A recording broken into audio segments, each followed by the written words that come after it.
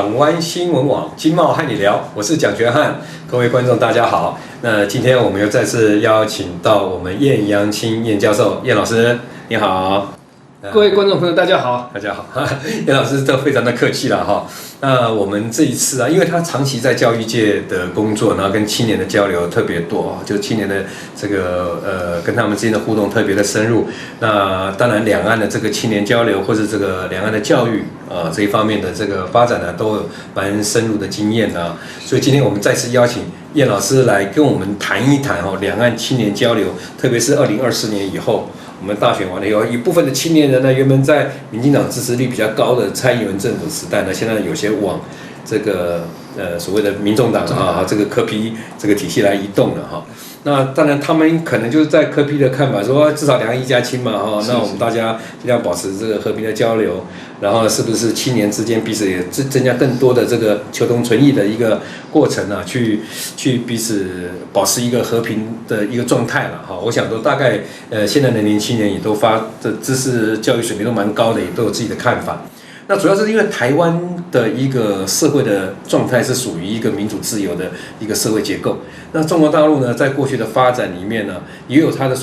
这个所谓社会主义下的民主制度了哈。那可能在某些的生活的环境和这个结构不一样，所以它会有一些差异性。我想说，今天是不是先从这个两岸青年的交流这个生活环境不同，那你这样子长期下来，老师长期下来这个两岸的交流，您对于青年的发展上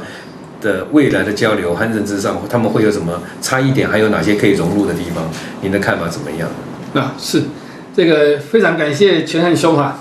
让我有机会我们来谈一下这个青年的问题哈，两岸之间我根据我的看法哈，了解这个。因为大陆在它长期所谓的社会主义的这个民主之下，那我们在台湾呢是资本主义的民主之下，那本来就有一些不一样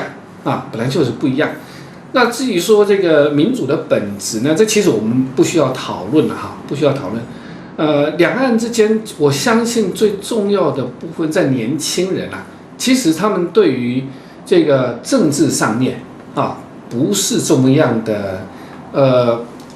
这个强烈的说有这种什么样的态度意识形态。那就意识形态没有那么强烈就对了。中国大陆。我们从刚刚那个全汉兄讲到，我们在这个今年年初的选举里面，就可以看到这个青年人好像一大票人就跑到民众党去，但是如果我们回想4年前。这些年轻人他是支持这个蔡英文的那说为什么会这些人现在不支持民进党了呢？那显然就是说这个中间是有些政治上的操作，在4年前跟今天的情况没有操作吧，只是说很自然的青年自己有自己的认知，然后做了一些调整。如果说真正从选举的角度来看不管怎么样是认知作战刚好这个是4年前有4年前的特别的情况嘛但是就是说这种所谓的今天我们的民进党政府特别强调所谓认知作战，那民进党政府何尝不是自己在做认知作战呢？这是一个问题。那所以这个年轻人他其实我刚刚讲的就是说他的在意识形态上面其实没有这么样的强烈那大家所求的是说能够和平的环境嘛，每个人都在这个和平的这个社会里面，都能够这个各安其分有所发展，这个是最重要的嘛那因为这次的选举我们就看出来，这年轻人他不再支持这个一部分不是全部对的就不是这么大量的那但国民党这是另外一回事但就我们单讲说。为什么我没有办法动员年轻人这个再去支持民进党这个事情上面，就了解到了青年人他们自己的想法特别是说比如讲说这个过去这几年里面因为疫情，那大家都很闷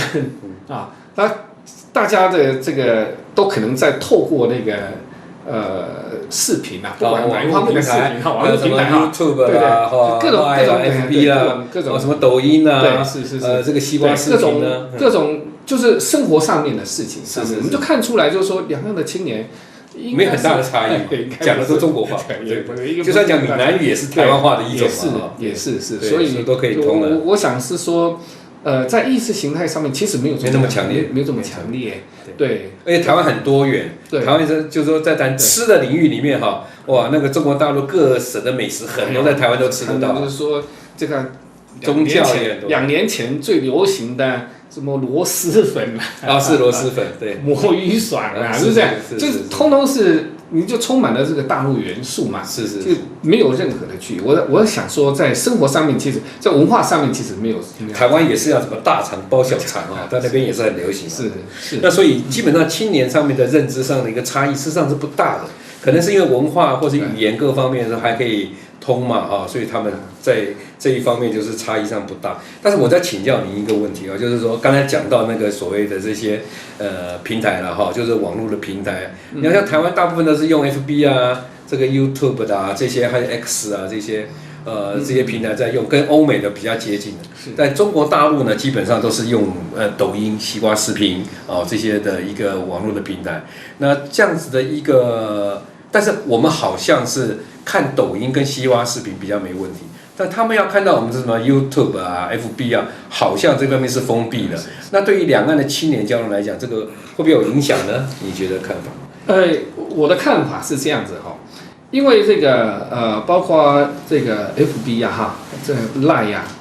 像 YouTube 啊哈，像这个 X 平台啊这种Instagram 这种平台对大陆来讲，这都是西方的。那目前更加自由啊。不，这是一回事哈。因为我们所看到的，目前西方整体对大陆是相当有敌意的，所以。大陆会做这些选择，我相信是大陆他们的问题。那至于说这个大陆自己发展微信啊、抖音啊，或者是小红书啊，或者是这个 TikTok 啊这些东西，它也是面向全世界。那只是我们刚刚讲的一个问题，就是说西方对中国它是有相当这个敌意的，但是对中国对西方可能就没有这样，它可以开放。我们从前几天在美国参议院的听证会对那个抖音哈，那个 TikTok 的这个国际版哈，这个听证会上面哈，这种质疑，完全是一种疯狂。我个人觉得有点疯狂啊。那所以这个从大陆的角度来看啊，他对于这个境外的，就从美国人或者是西方人这种视频，他们可能会拒绝。他不是拒绝我们台湾，他不是拒绝我们台湾，是拒绝这些东西。对，这是刚才讲到那些所谓的 Line 啊、YouTube、FB 都是对，所以美国的我们的认知里面啊，这个是我们在台湾都用这些啊，是不是？但是我们要了解，这不是台湾的，这是台湾参与在这个是台湾。但是换个角度来看哦，台湾很有机会哦，就是西方的这边也都参与了，中国大陆的也都参与了。对，这个算是一个桥梁。反正台湾是对东西方的文化的一个桥梁哈。但是我们就看到这个像我们在台湾的小朋友啊，年轻人，他们用。特别是最近好像听说小红书很流行是小红书啊，你像这个我们当然抖音好像比较少下载，就是说 TikTok 哈，微信现在大家也越来越使用习惯，因为如果你未来想要去大陆，你一定要习惯使用这些软体。那我们在这里也是应该是没有距离就可以使用的。我相信说这个透过这个方式的流动哈，这种交流啊，因为年轻人应该是不会有这个距离的，共同的语言文化上面，特别是文化上面在生活上面这样子。那叶老师，我觉得最近提到一个看到一些相关的政策哈，就提到这个在去年这个海峡论坛结束了以后，中国大陆相关方面呢提出了一个就是建设福建省成为两岸融合发展示范区的21条意见。这个案子就出来了，好像是去年10月吧，还是9月底的时候出来这个案子，然后由中央这个中国大陆中央台办吧，好像国台办啊，还有什么发改委啦，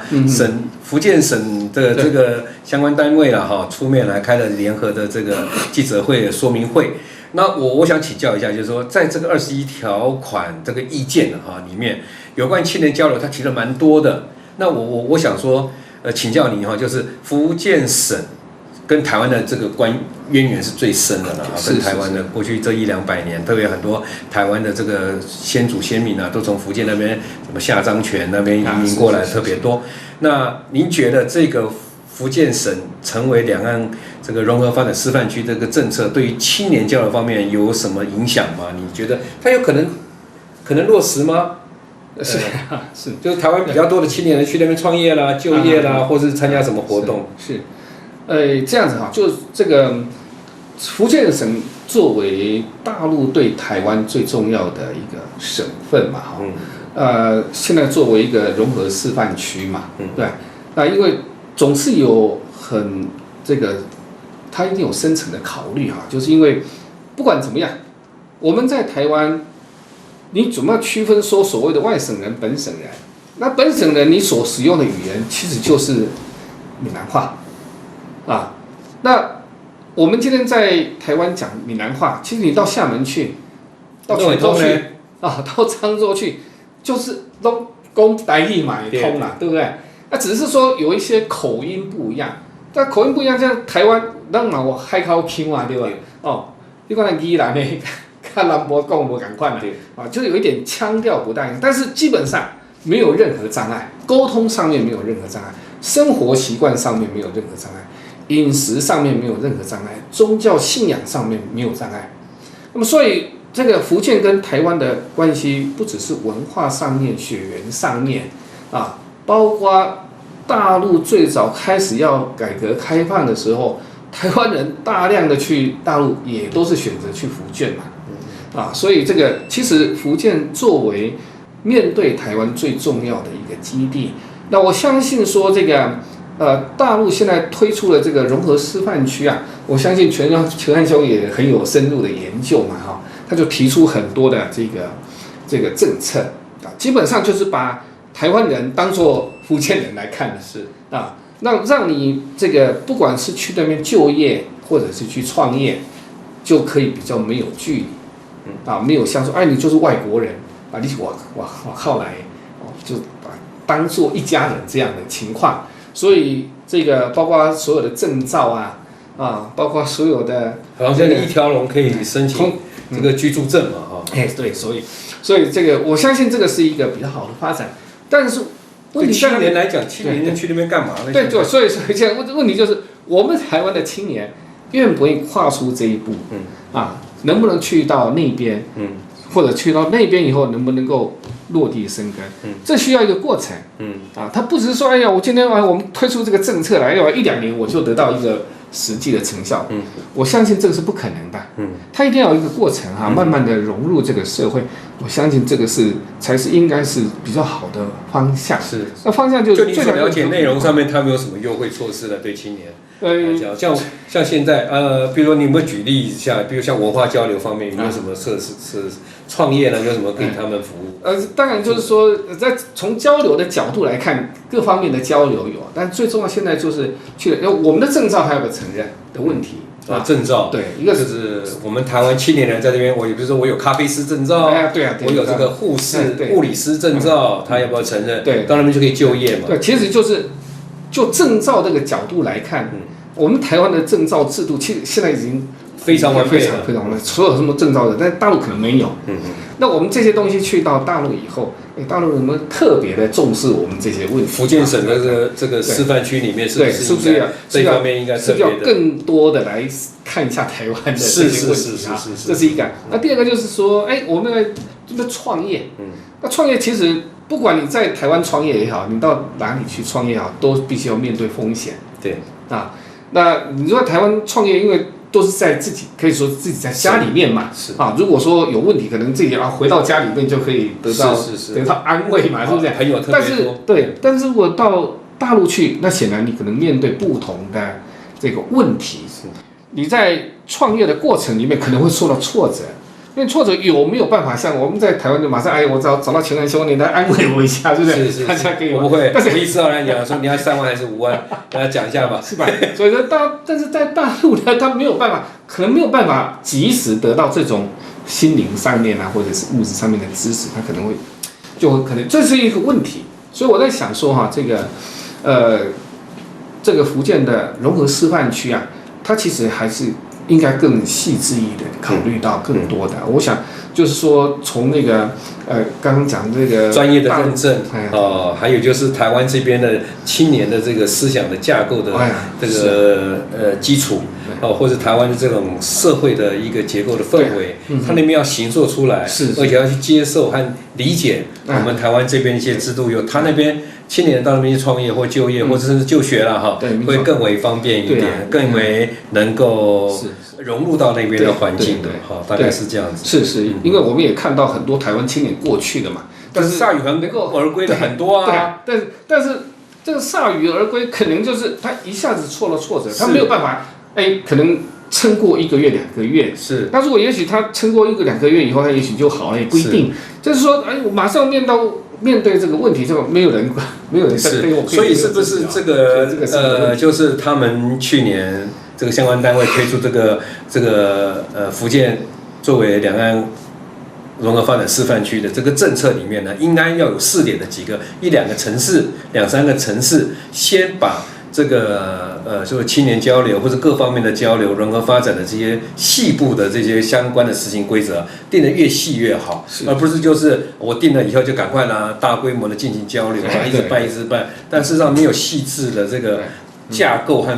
方式的话，可能反而是这个事倍功半了。对，我们应该是建议说，对岸应该有这一方面要多方面的这个思考，要台湾的政策，台湾的这一方面的一些相关的一些规定。那也希望呢，中国大陆能够多方面来台湾这边做交流，了解说我们台湾的一个青年的发展和构想想法是怎么样，然后在那边做更细致的布置。